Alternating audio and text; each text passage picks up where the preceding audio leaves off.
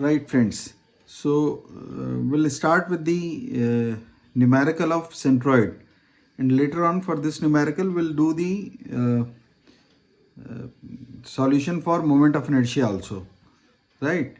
So this is the lamina which is given to you, and in this lamina it is already I had shown in this that as per the process, what we'll do is we'll divide the entire lamina into areas of identifiable parts. Like in this can be one, this is one semicircle, this is one rectangle, and this is one triangle. So in this way we can divide. And in this numerical it is also given that at this point origin O is given, and this is the x-axis and this is the y-axis, right? Now for every numerical it is must that we have to draw this type of table, right? This is must. So in this, the content of table is serial number, shape, area, x and y. X and y are the centroid of the identifiable areas, right? Okay, so let us just see this. This first shape is A1, shape is this shape, semicircle, and we know that area of semicircle is pi r square.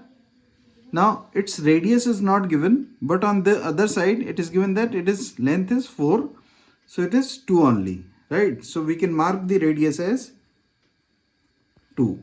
So pi r square upon 2, and if we can solve it, it is 2 pi, and this is, we can name this as A1, right?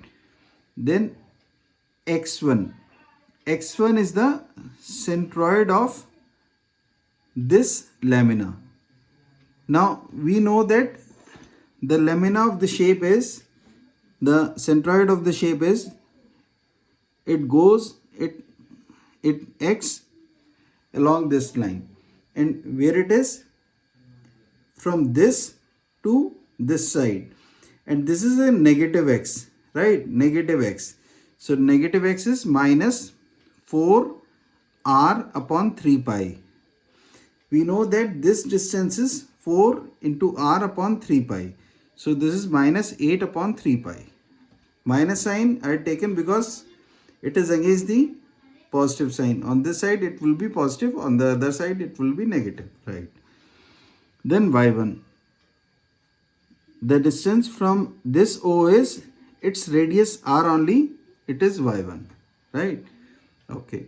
Next is my rectangle.